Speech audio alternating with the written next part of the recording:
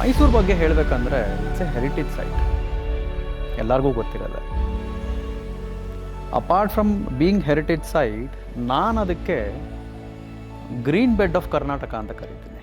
Green bed of Karnataka ಏನಕ್ಕೆ ಹೇಳ್ತೀನಿ ಅಂತ ಹೇಳಿದ್ರೆ, it is one place where national park, tiger reserve, bird sanctuary, ಈ ಮೈಸೂರು ಅನ್ನೋ ಜಾಗ it's like central place for all the nature lovers.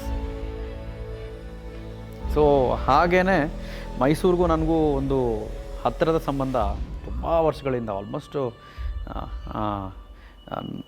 May be around 30 years. Snakes of Mysuru ಏನಕ್ಕೆ ಅಂತ ಹೇಳಿದ್ರೆ, ನಾನು ಇದೇ 22 ವರ್ಷದ ಹಿಂದೆ ಒಬ್ಬರನ್ನ ಭೇಟಿ ಮಾಡ್ತೀನಿ. ಕಿವಿಯೆಲ್ಲ ವಾಲೆ ಮತ್ತು ಕೈಯಲ್ಲಿ ಒಂದೆರಡು ಉಂಗುರ ಇತ್ತು ಮತ್ತು ಕಡ್ಗ ಎಲ್ಲ ಹಾಕ್ಕೊಂಡು ಒಂಥರ ಡಿಫ್ರೆಂಟ್ ಲುಕ್ಕು. ಸೊ ನಾನು ಅವ್ರಿಗೆ ಕೇಳಿದೆ, ಈ ಥರ ಅಡ್ರೆಸ್ ಇದೆ ಸ್ವಲ್ಪ ದಯವಿಟ್ಟು. ಯಾರು ಗೊತ್ತಿತ್ತು, ಆ ಮನುಷ್ಯ ಡೈರೆಕ್ಟಾಗಿ 6 ಕಿಲೋಮೀಟ್ರು ಆಟೋ ಫಾಲೋ ಮಾಡಿ ಅಂತ ಹೇಳಿ ಕರ್ಕೊಂಡೋಗೋ ಅಡ್ರೆಸ್ಸಿಗೆ ಬಿಡ್ತಾರಂತ. ಕನಸಲ್ಲೂ ನೆನೆಸಿರಲ್ಲ. ನಾನು ಅಂಥ ಮನುಷ್ಯ ನೋಡೂ ಇಲ್ಲ. 6 ಕಿಲೋಮೀಟ್ರು, 1-2 ಅಲ್ಲ. ಅಣ್ಣ ನಿಮ್ಮ ಹೆಸರೇನು ಅಂತ ಕೇಳಿದೆ ನಾನು. ನನ್ನ ಹೆಸರು ಸ್ನೇಕ್ ಶ್ಯಾಮ್ ಅಂತ ಹೇಳಿ.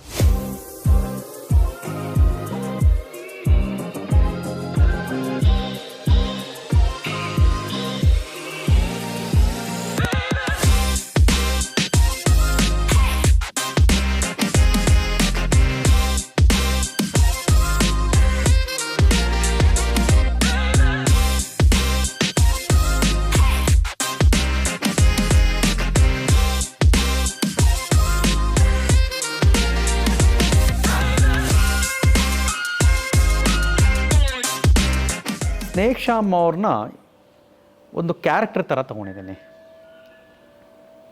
ಏನಕ್ಕೆ?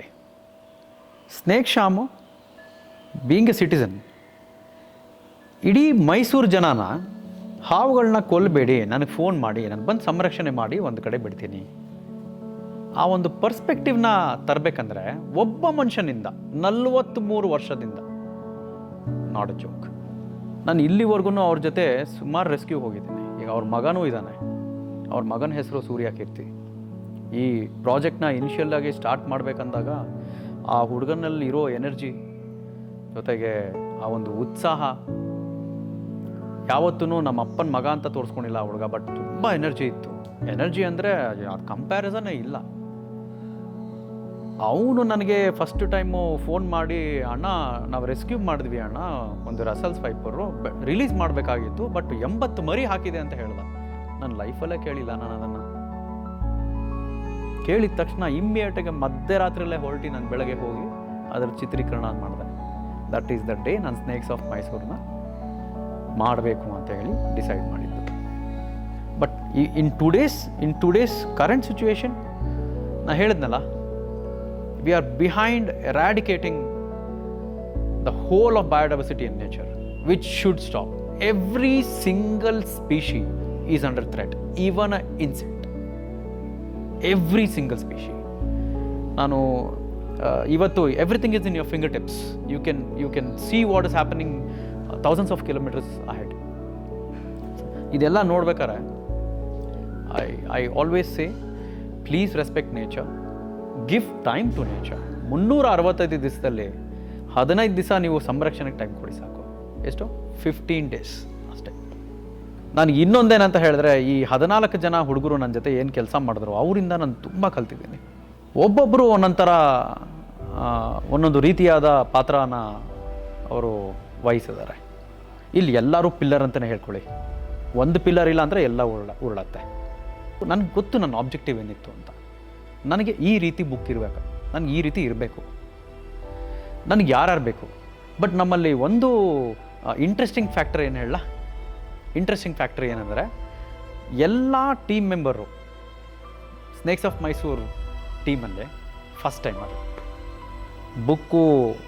ಎಷ್ಟೋ ಜನ ಹಾಗೆ ವಾಪಸ್ ಹೋಗ್ಬಿಡ್ಬೋದಾಗಿತ್ತಲ್ಲ, ಅಂಥ ಸಿಚುವೇಶನ್ ಬಂದಿದೆ ನಮಗೆ. ಬಟ್ ಯಾವತ್ತೂ ಬಿಟ್ಟಿಲ್ಲ. ಇಮೋಷ್ನಲಿ ಅಂತೂ ಅದು ನಾನು ಹೇಳೋಕ್ಕೆ ಆಗಲ್ಲ. ಸ್ನೇಕ್ಸ್ ಆಫ್ ಮೈಸೂರು ಏನಿದೆ, ನನ್ನ ಇಡೀ ಜೀವನದಲ್ಲಿ ಮತ್ತೆ ಮಾಡೋಕ್ಕಾಗಲ್ಲ. ಅದು ಮೋಟಿವೇಶನ್ ಕೊಡ್ಬೋದು ಜನ, ನೀವು ಮತ್ತೆ ಮಾಡ್ತೀರಾ, ಇನ್ನೂ ದೊಡ್ಡದಾಗಿ ಮಾಡ್ತೀರಾ ಅಂತ. ಬಟ್ ಈ 8.5 ತಿಂಗಳು